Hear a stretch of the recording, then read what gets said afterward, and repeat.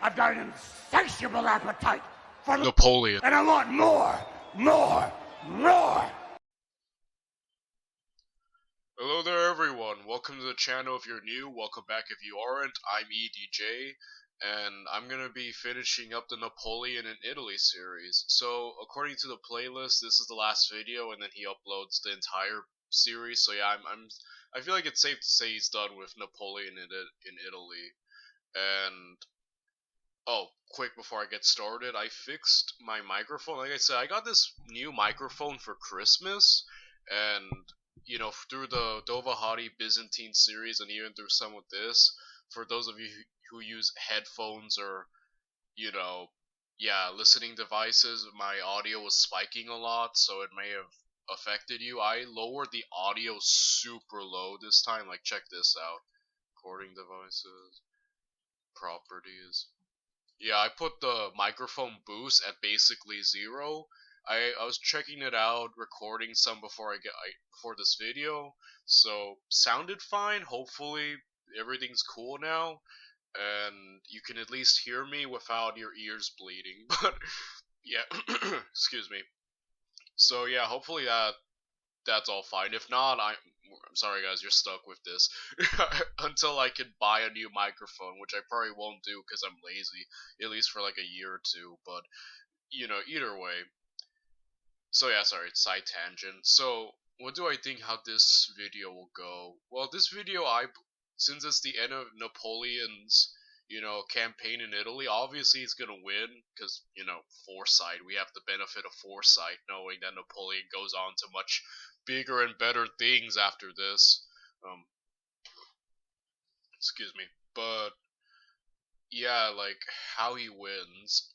Alright, first he needs to take Mantua, because Epic History TV has been basically building it up, you know, Mantua's the heart of Italy, he who takes Mantua takes Italy, you know, and yeah, that seems to be the big goal, because everyone's fighting for Mantua, Austria, and everyone's just trying to defend this city, and, you know, Napoleon, as far as I see it, that has to be the way it ends, right? Like, him taking Mantua and winning, like, you know, so yeah, like last video he was left with Mantua still being held by Wurmser and his garrison, and you know, the two Austrian armies were beaten back and they're kind of going back, but I highly doubt they're done. So Napoleon's gonna have to either A, defeat them or drive them off long enough to and then focus on taking Mantua, or if he's bolder, he might just go for Mantua and they might have to attack him.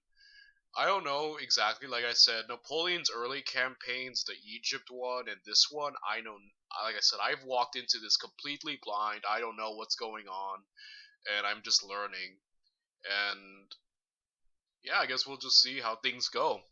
So, without any further ado, let's just get right into it. Let's watch, oh wait, but first, if you want to watch the original video, the link will be down in the description down below if you want to, you know, watch the original without me here, or pausing and talking and giving, you know, predictions that will most likely be wrong, because I don't know what's going to happen other than Napoleon wins. But either way, without any further ado, let's just get right into it. Let's watch Napoleon in Italy, the final part, the Battle of Rivoli? Ravioli? I don't know. An Epic History TV PMF Productions collab.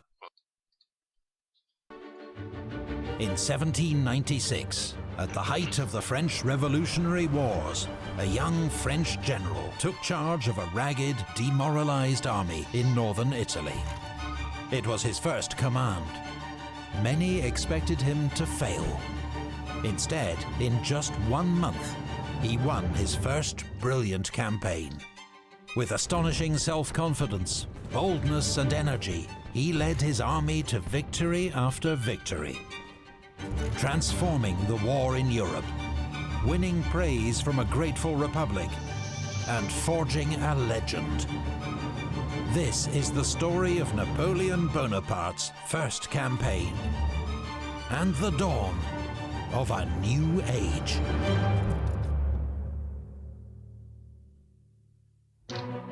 January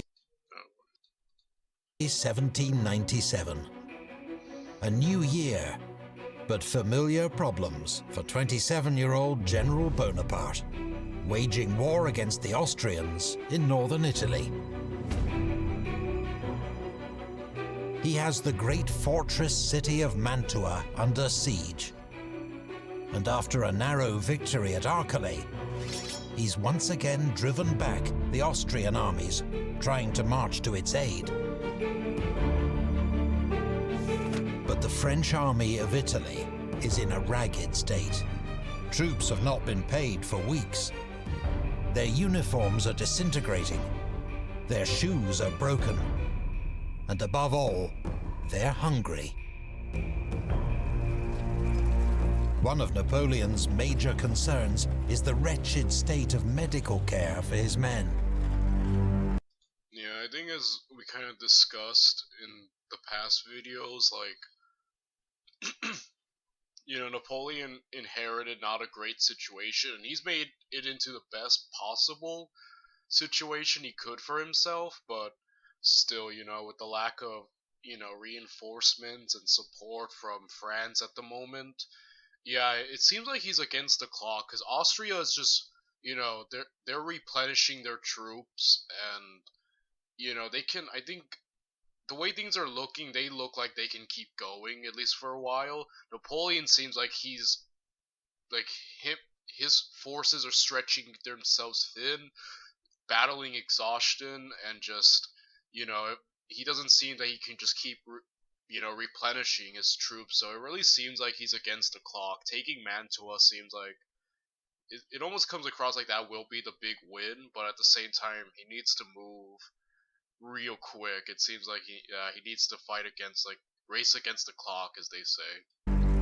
The hospitals lack everything. Our wounded are lying on the floors and in the most horrible state of destitution. It's not just a question of saving lives and getting wounded men back to their units. Medical care affects morale, as troops going into combat want to know that if the worst happens, they'll be looked after. Yeah, the frickin' morale, and low morale means, well, it means a lot. It's overall just a horrible situation, and God, right? Yeah, and then, like, desertion and all that stuff. Like I said, I always bring it up every once in a while, but I play this game called Mountain Blade Warband. It's fun, and when you're having your own army, when I start assembling my own army, often morale is, like, the biggest factor in leading an army, because with low food supplies, continual losses, in fact, even fighting against, like, the troops is similar troops as their own, like, it usually results in the army going down and then people deserting. It's, ugh. When I first started playing the game, I didn't know how to manage an army, and we just kept getting our butts kicked, and, like, so many of my troops ran away from me. It was awful, but I got better, thank goodness. I've had like 4 years of playing the game on repeat. It's like the only game I play nowadays. Sorry, I just remember I just had flashbacks of when I was learning that and just getting my troops decimated and my army diminished. Oh snap. Conditions are much worse for the Austrian garrison of Mantua, commanded by Field Marshal Wurmser. Yeah, they're not in a good situation either, Wurmser, huh? He's, like, essentially stuck in a city that couldn't really support his entire, army, and the disease and the constant death, like what he said, like, 100 people are dying a week or something like that. Like, he did attack last video, though a little later after the other Austrian forces started pulling out, but yeah, I think Wurmser, I don't believe he's gonna give up. At least I don't see him giving up. Like, just, okay, have the city. I think he might just do something very drastic and, like, play for keeps, you know, like do something like an attack, I guess something reckless, but again, I don't know, maybe he might.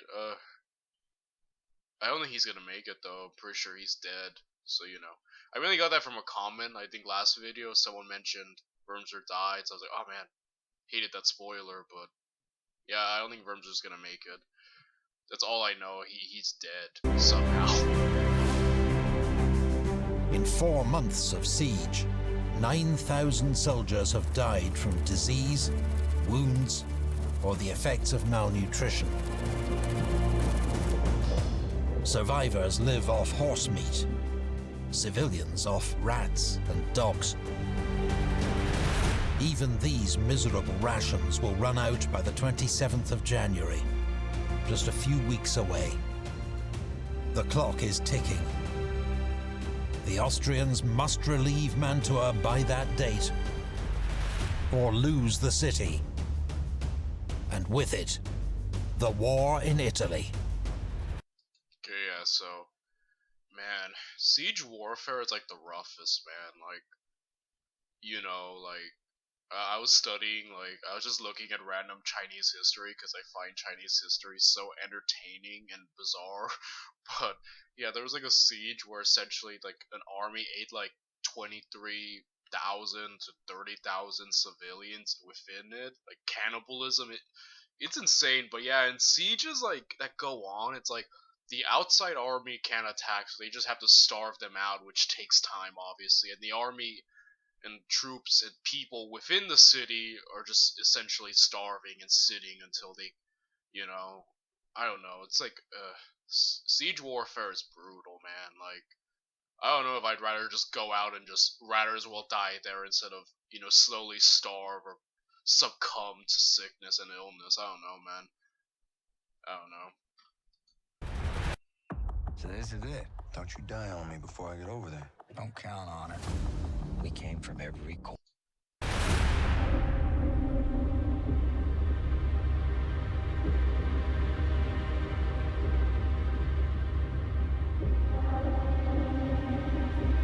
Yeah, Napoleon needs reinforcements. Napoleon, friends. having received just 7,000 reinforcements, prepares to meet Alvinci's advance.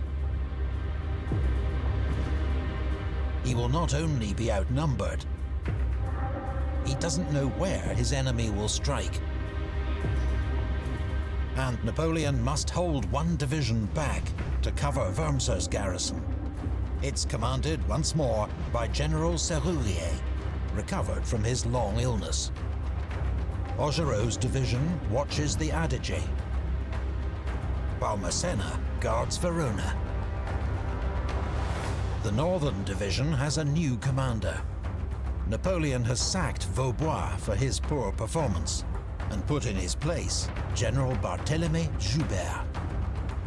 He is a hard-working, brave, and exceptionally modest commander, and, like Napoleon, just 27 years old.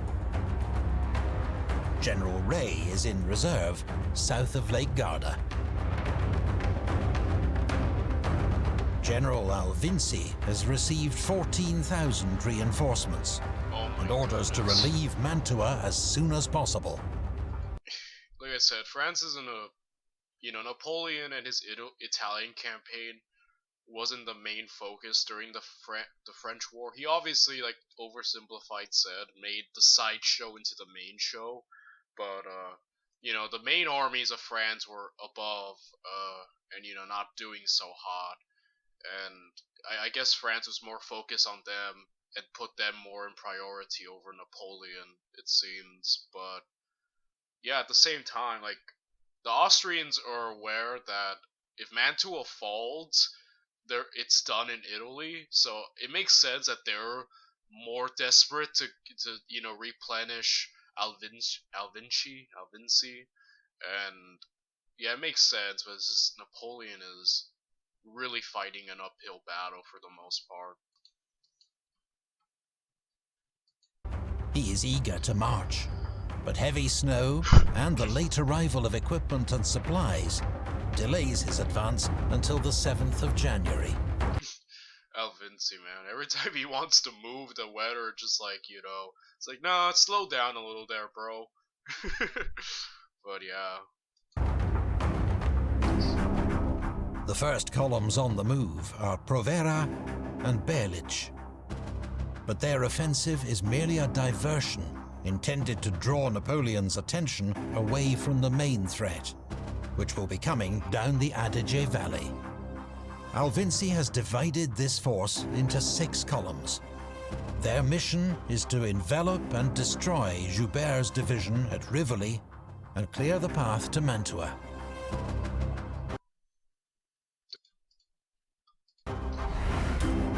But Rivoli is a strong defensive position. They must hit it hard and fast before... Okay, wait. Sorry. Alright, so he's coming from this way now, and... Alright, that's... Okay, I like what he's doing. He's trying to distract Napoleon over here, while he, I guess, yeah, attacks from this side, and has split up his force as to, I guess, overwhelm, you know, here, this, the Adige Valley, this valley, and, you know, like the last videos, this area, the French were having a hard time holding it and struggling, as, you know, they were eventually broken through. So I guess he probably surmises that, you know, he distracts Napoleon here, since now he's moved up here through the valley, just attack and quickly go. Alright, overall, makes sense. Again, like, perfectly sound. Then again, like, I'm not a general, and I don't want to, like, come off like I know more than a general would, you know, like, oh, this plan sounds dumb, like, you know. At the end, I'm just some random nobody here, but I guess I can just try to give my opinions. But I haven't seen one where I'm like, that doesn't sound good, or like, you know, heard a plan that I think is dumb at all so far. So makes sense. So far, there's only been competent like people in this series. That's pretty good. And yeah, overall, I think the plan is sound. However, I don't think it's gonna go. I think that I believe the French, since the battle is called Battle of Rivoli, I believe maybe that Napoleon will catch wind of this and probably fortify here. They might take what, Ferrara? I think I can't read it this second, but they might take Ferrara. But I think Rivoli will be the last stand, and that'll be the part where Napoleon, and then probably either win or just beat them back. But again, we'll see. Joubert's division at Rivoli and clear the path to Mantua. But Rivoli is a strong defensive position. They must hit it hard and fast before the French can respond. Napoleon, assuming any Austrian advance is still weeks away, has travelled to the Papal States with a column of troops commanded by Colonel Lannes. They intend to put a little pressure on the Pope, who continues to stir opposition to France. Yeah, it makes sense. Like, as we discussed, the French Revolution essentially kicked the Catholic Church, which once held a very prominent standing in France, and now it's basically obsolete by the Revolution standards and gone. So, yeah, it makes sense that the Pope was kind of against him. But yeah, Napoleon, like the oversimplified video says, he went down, kind of bullied the Pope. But oh man, was this... Okay, things might go not as smoothly for France either, because now Napoleon's of the opinion that he has weeks worth of prep. I don't know, that's... I could see him scrambling back, like he catches wind of the attack and he books it as fast as he can back. However, as soon as he receives reports of enemy movement, Napoleon races back to his headquarters at Rovabella. By now, Alvinci's forces have also begun to advance, but serious planning failures quickly emerge. Lusignan's first column, on the right flank of the advance, has orders to cross the slopes of Monte Baldo and attack Joubert from the rear. It's soon clear that these orders are wildly optimistic, dreamed up by staff officers who'd not seen the terrain. The peak of Monte Baldo is more than 7,000 feet high. Its slopes are covered in deep snow and ice. The paths are treacherous, even more so after dark, and there is no firewood for making camp. Only by taking a wide detour can Lusignan make any progress at all, whilst losing 200 men to exhaustion and exposure. Yeah, crossing the Alps, huh? Napoleon did it, Hannibal did it. Yeah, with Hannibal, epic moment, even though it did a real number on its forces, you know, but you know. I love Hannibal. I'm a huge Hannibal fan. I love Hannibal Barca. He's my favorite military leader to study. If you've been watching these videos, I'm just a Hannibal fanboy. And I try to bring him up whenever I can. But yeah, what I really like when I'm studying about Napoleon is learning about geography and just the importance of terrain and weather and just like overall, you know, geography, like, and how important it is to warfare. Because like even like, you know, Napoleon with Waterloo, a big deciding factor is that he was slowed down heavily by mud, and his intended original time for starting the battle had to be delayed by I think several hours, which didn't help him in the long run. And it's like you know, you could have probably good ideas and plans, but if like the weather or like, you know, mother nature ain't on your side that day, everything could go downhill. And with Austria, you know, like when I've learned people, they're criticized during this campaign for constantly splitting their force, and in a way it does work in a lot of Napoleon's favor, because like as I've mentioned so many times already, Napoleon's whole thing is divide and conquer, you know, isolate the enemy, attack them. That's how he wins like so many of his battles. That's, you know, and it's like this is the big thing with Austria at this point. They're completely divided, and this gives a lot of help to Napoleon. So yeah, Austria is against the weather. The weather seems to be screwing them up more than the French, and being divided, they may have the larger force overall at this point, but the numbers don't mean anything if the terrain, the areas they're at, this doesn't work in their favor, you know? Meanwhile, the 2nd and 3rd Austrian columns reach the French outpost at Ferrara.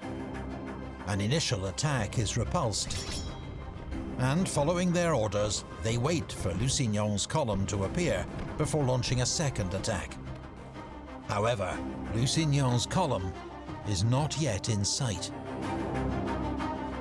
Alvinci's plan relies on swift, bold action, but just 48 hours in, it's falling apart. So this is it. Don't you die on me before I get over there. Don't count on it. We came from every corner. So yeah, like I said, the plan sounded fine on paper. I still think that, but yeah, like I also said, the division of the forces and just, you know, yeah, there's just a lot that could go wrong. Though I thought the plan itself sounded fine in my opinion. It's just, you know, yeah, overall, those things were not on Austria's side.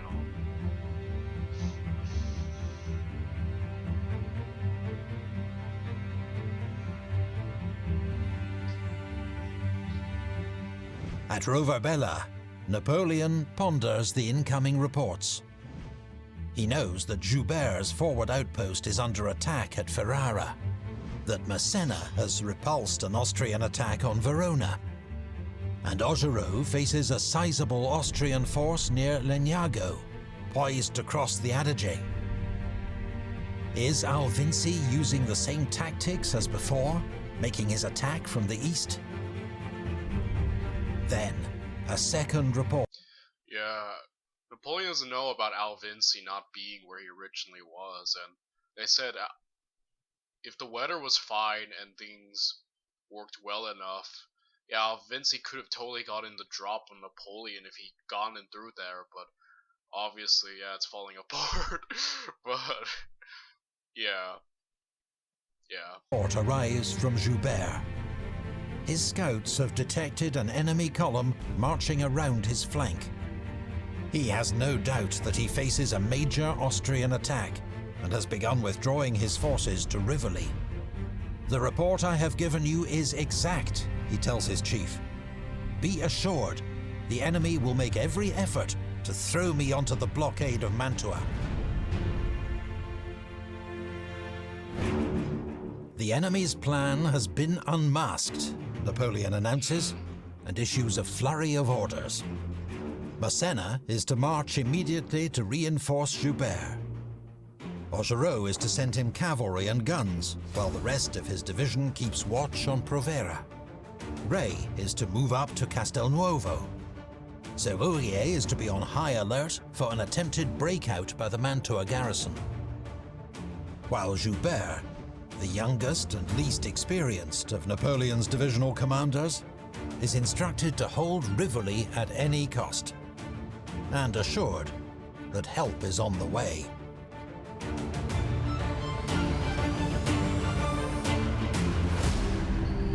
Okay, so I was correct. Like, this is gonna be the final stand. I was correct in my prediction earlier, and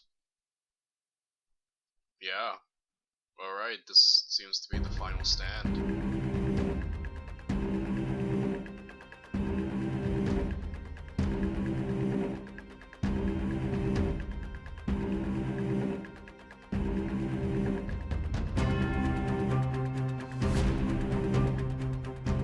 After giving the Austrians a bloody nose at Ferrara, Joubert has extricated his troops overnight and taken up a defensive position around Rivoli.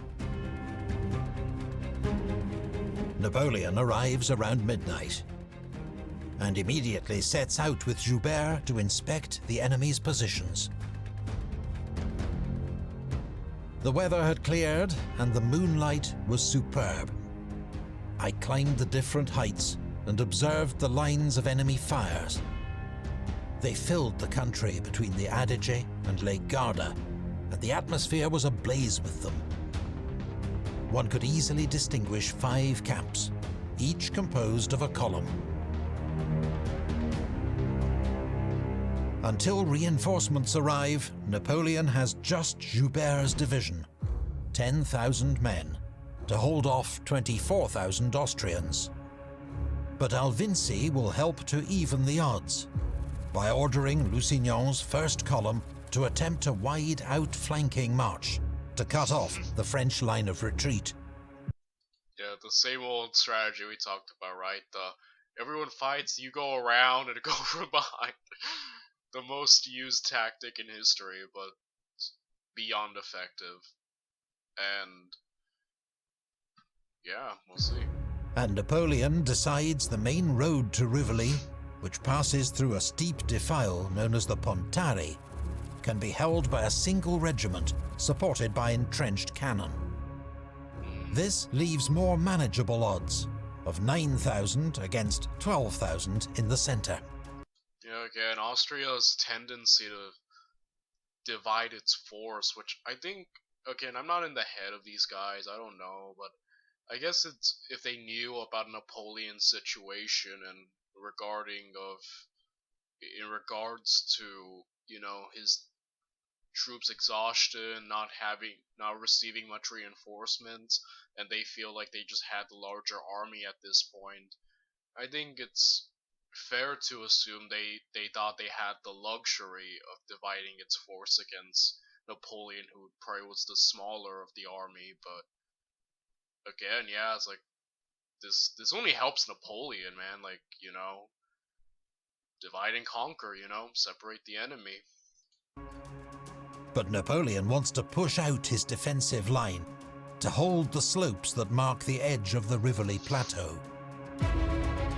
At 4 a.m., General Vial's light infantry brigade advances through the darkness.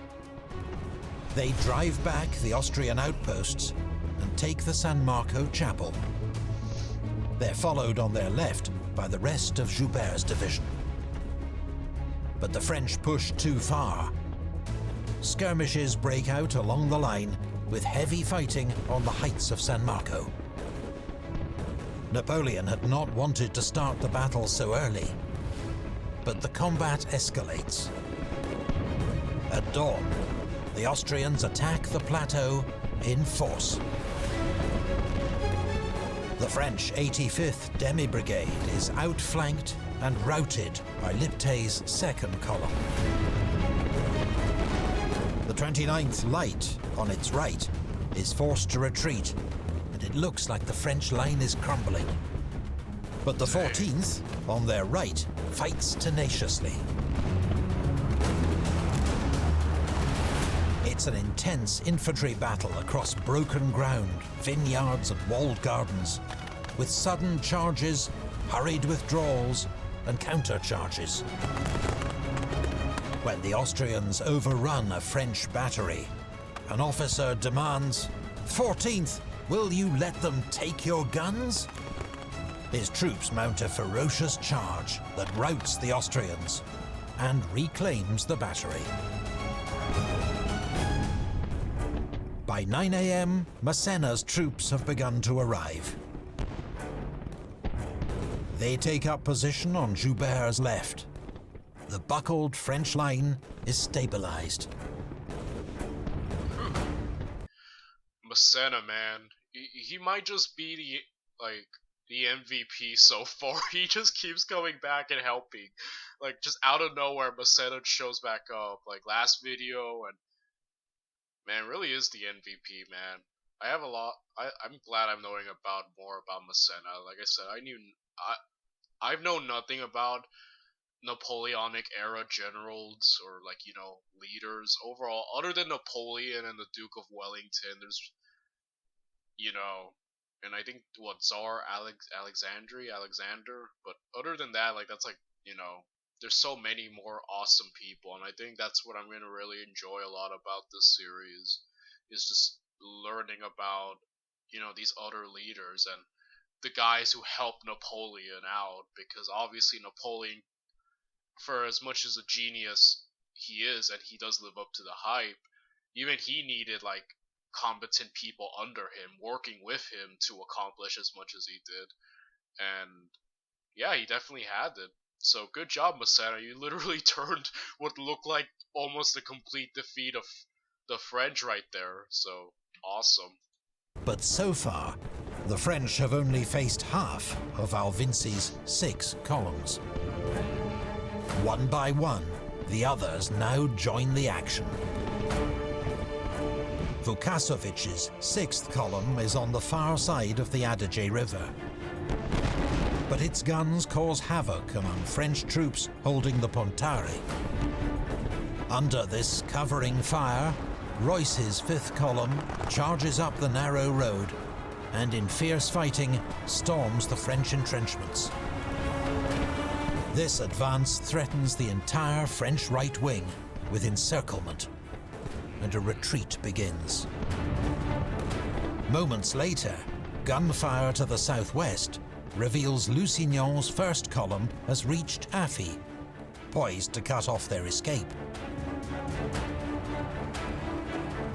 The French situation is desperate. They are outnumbered, surrounded, and under heavy attack. Napoleon's staff look anxiously to their commander, wondering what miracle can save the army now.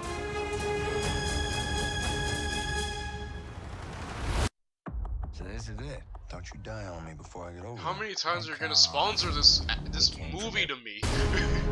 It's like the 3rd time.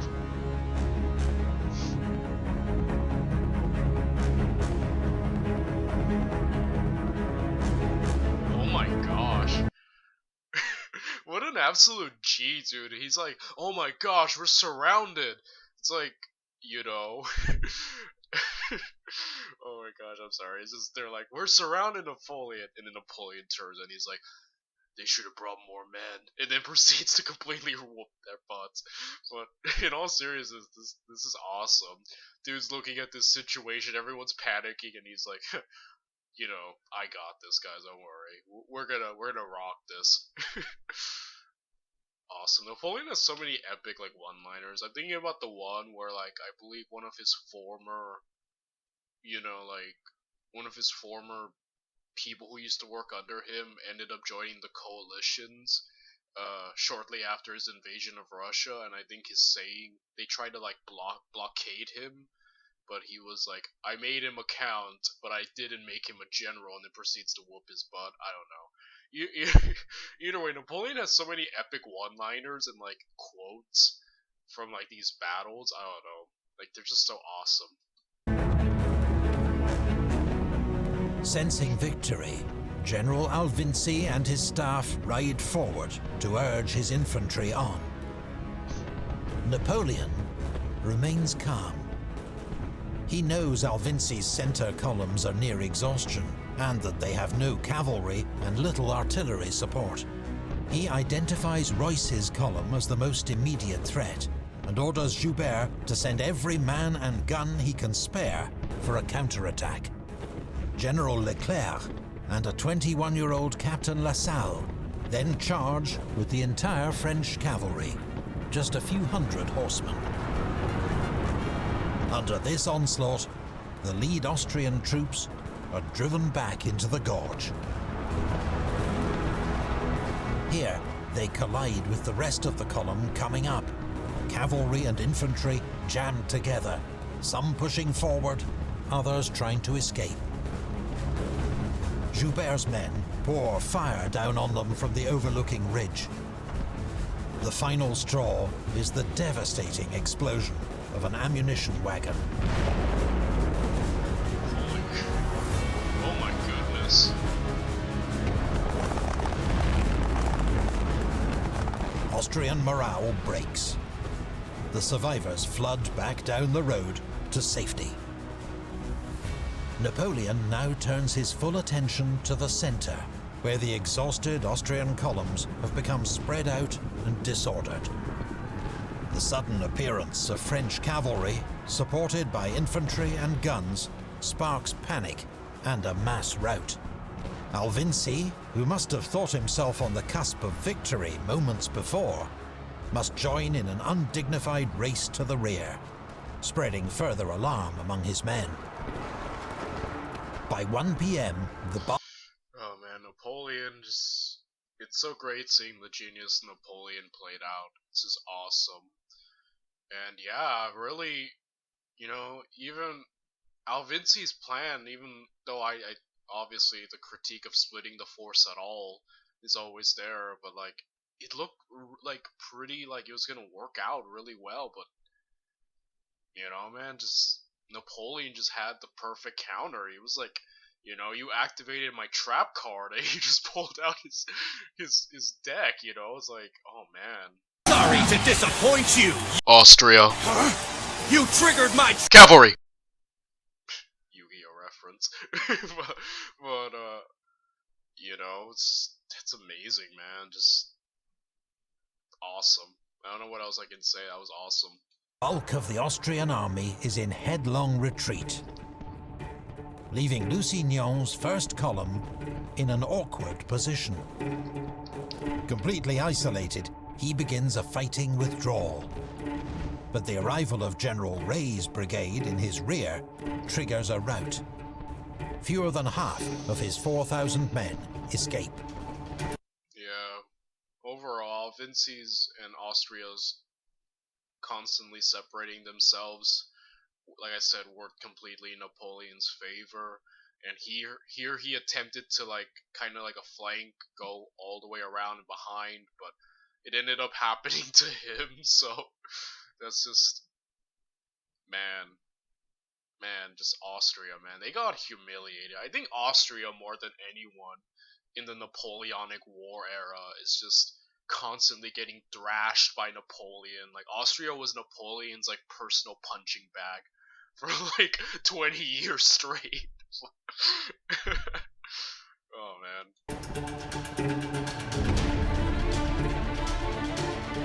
Through tenacity, courage, and good fortune, the army of Italy has turned a grim situation into an astonishing triumph. French casualties are modest. Austrian losses are devastating. Over the next few days, 5,000 more Austrians are captured as they struggle back through the mountain passes. Napoleon will not be there to see it. He's received news that Provera has crossed the Adige and is marching on Mantua. It is a chance for him to strike one more blow against the enemy and to seal the fate of Mantua.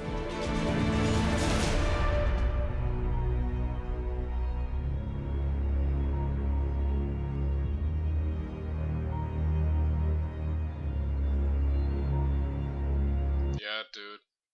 Even Napoleon was like, man, Massena, you rock. like, yeah, Massena's awesome, dude. MVP for sure. Like, oh man, I'm like becoming a Massena fanboy. Here I went from not knowing who this dude was until like, awesome, you're great. I want to know more about you, and I can't wait to learn more about you. You know. Leaving Joubert in command at Rivoli, with orders to renew the attack at dawn, Napoleon races south with Massena's division. Provera has no clue of the disaster that's engulfed Alvinci's army, nor that the wolves now gather for him. He pushes on to Mantua, shadowed by Augereau, who snaps up his rearguard, 2,000 men taken prisoner. With just 7,000 left, Provera's only hope is to break through the French siege lines. First, he tries to attack San Giorgio. Formidable French defences and a powerful cannonade stop him cold.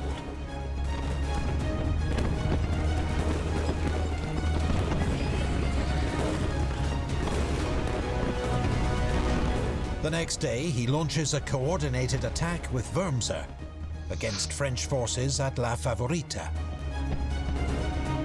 But Napoleon has now arrived with Massena's division from the north. Wurmser's weak, starving men are forced back into the citadel, while a determined charge by the 57th Demi Brigade smashes into Provera's flank. With Augereau approaching from the east, Provera faces impossible odds and surrenders with his entire force. Yeah, that's smart. He was done, essentially. Like, and Wurmser just lost probably more of his strength through that attack, so, oh great.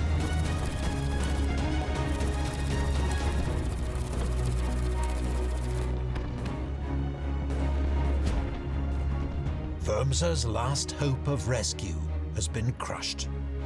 He puts off the inevitable for 2 agonizing weeks, until with all food exhausted, he finally accepts terms for Mantua's surrender on the 2nd of February. He and an escort will Dang, I didn't think Wurmser would actually do it. I thought the dude would literally die of starvation before he gave up Mantua. Like, I'm a little shocked, Wurmser. I'm a little shocked. I didn't think he'd ever give up. But, yeah, I guess even he's smart enough to realize, yeah, I've lost, you know? return to Austria. His 16,000 remaining troops become prisoners. Austrian losses in the campaign reach a staggering 44,000 men. After 8 months, the siege of Mantua is over. A victory that will soon be celebrated on the streets of Paris. But it is General Serrurier, not Napoleon, who takes the formal Austrian surrender. His commander-in-chief has already departed to take on his next opponent, the Pope. So this is it. Don't you die on me before I get Oh over my there. gosh, Don't what is this count on it. movie? What is We it? came from every corner Band of of the country Brothers. to bring the war to Hitler's doorstep. Okay, it's based on World War It's a little II. breezy. Let's rack them up and knock them down. Roger that. Give them hell. Someone's to move. We lead our boys through. Masters of the Air. Okay, YouTube, I saw Masters of the Air. Please leave me alone, guy. I just renamed this. I'm gonna probably end up having to name this video reacting to Napoleon, the Battle of Rivoli, and Masters of the Air. Just like in asterisks or something. Like, oh man. Alright, so let's see how Napoleon whoops the Pope back.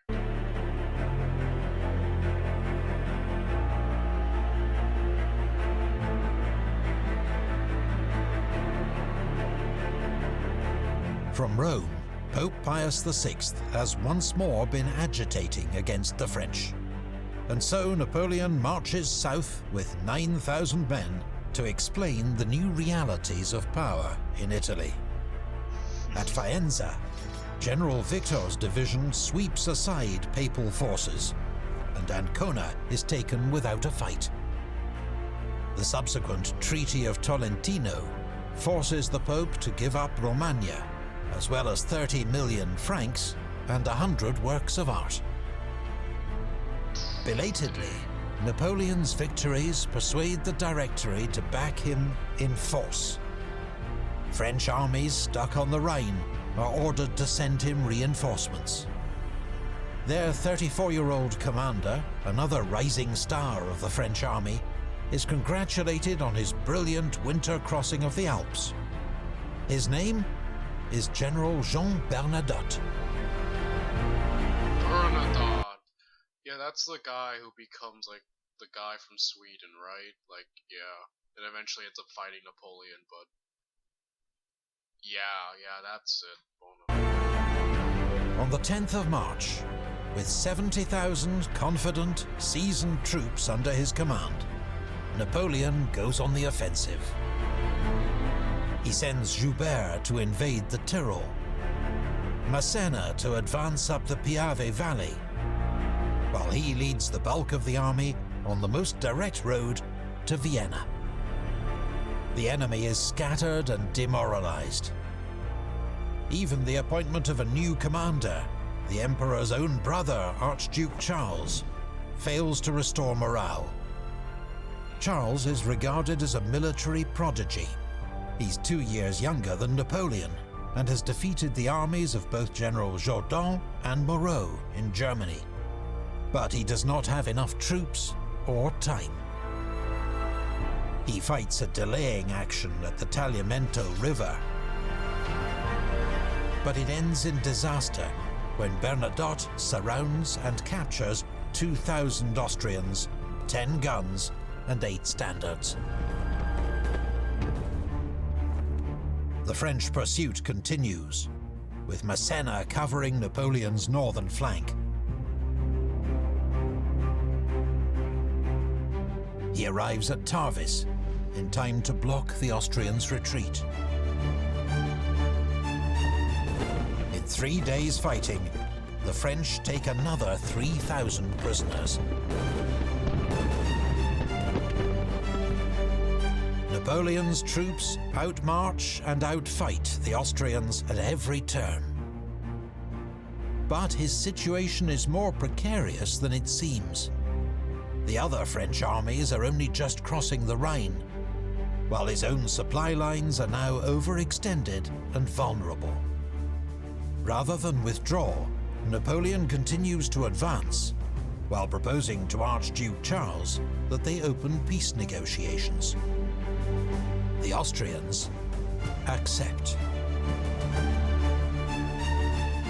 2 days later, both sides agree an armistice, and peace talks begin at Leoben. After 5 years of conflict, Napoleon's dazzling advance into Austria has brought the War of the First Coalition to an end.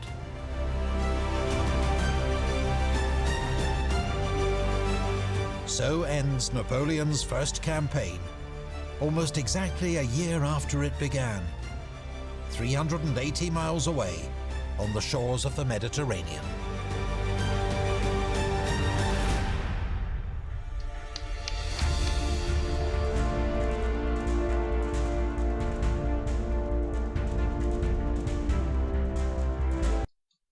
Yeah, Napoleon just did it, man.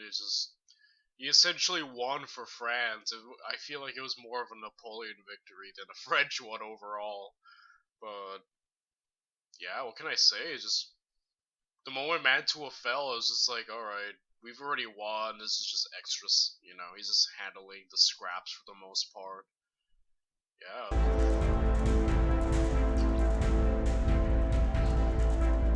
Negotiations at Leoben become the basis for the Treaty of Campo Formio, signed 5 months later. The Austrian Netherlands, roughly modern Belgium, formally passed to France. The Venetian Republic, invaded and systematically looted by Napoleon's troops, is divided between France and Austria. So ends the 1200-year history of the serene Republic of Venice. The famous horses of St. Mark are among its many treasures dispatched to the Louvre in Paris, to join its rapidly expanding Italian collection. The French part of Venice joins its other Italian client states to form a new Cisalpine Republic. The author of its constitution, Napoleon Bonaparte. Yeah, it's just really telling about Napoleon and his genius in terms of like politics and treaties and reforms. Like, you know, like, yeah, it's you can see where the government in France ended up becoming afraid of Napoleon and wanting to get him away, because like this dude's like over here plays basically on behalf of France, just doing this stuff, and he's just showing his genius in more than just a military sort of way. So yeah, the guy could do it all. Napoleon really could do it all, man. It's an illustration of how far the 27-year-old general has come in just a year. Having waged one of the most brilliant military campaigns in history, many would say his best, he now dictates terms to kings and popes, summons new states into being, and nurtures his status as the most celebrated military commander in Europe. He has achieved all this thanks to formidable intelligence, relentless hard work, and inspiring leadership, which he has used to forge a unique bond of trust with his men. He's had luck, too, along the way, and been ably served by a group of brilliant officers, many of whom will be with him for years to come. Dream team, man. For Napoleon still has many extraordinary things to achieve. His Italian campaign is just the first chapter in one of the most astonishing lives in history. Did you know the epic history? Amen to that. So, yeah, he's for the most part done. And illustrious quotes. And our latest... Yeah, he's done for the most part. But, yeah, man, that was awesome. You know, I don't know what else to say. It's just like, Napoleon really just showed off his, you know, what made him Napoleon in this, and I'm really looking forward to just seeing the rest. So, I know in terms of chronological order that it is Egypt that is next. He's only made, I think, one Egypt video so far, so I'm almost wondering if I'm probably gonna, yeah, obviously watch that next. So I know he's not done with Egypt. So I don't know if to jump to Egypt and then do everything else, or I don't know, I might just do that because I'm not sure I could wait a year or however long it'll take for him to finish Egypt. You know, so I'll be continuing with Napoleon and looking more into it. Someone was kind enough to comment the list of videos and to watch, and so I will definitely be doing that. And yeah, that's about it. Napoleon was a genius, man, and this was really cool. Massena's the MVP, and, and yeah, guys, this was really fun. So this has been really cool. I will see you all next time with, I guess, the Egypt videos. So I'll see you then. Goodbye, everyone.